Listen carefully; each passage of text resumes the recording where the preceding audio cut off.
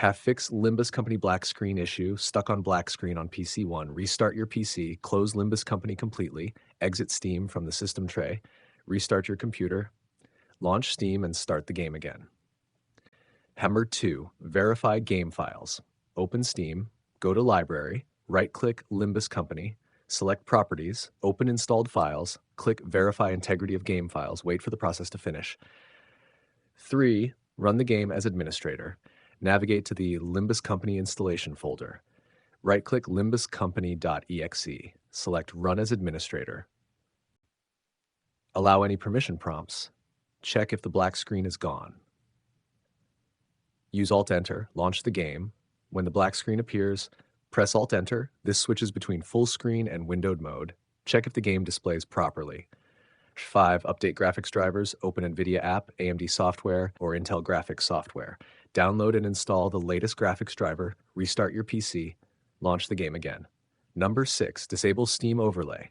Open Steam, right-click Limbus Company, select Properties, disable Steam overlay, restart Steam, launch the game.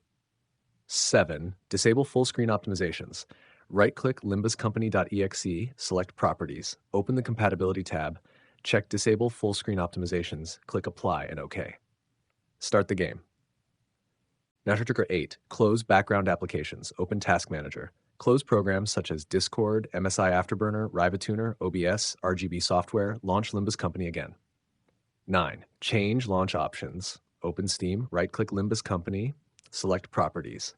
Under Launch Options, enter Windowed, launch the game. Change display settings after reaching the menu pen. Reinstall Limbus Company, uninstall the game from Steam, delete any remaining game files, restart your PC, download and reinstall the game, launch the game again.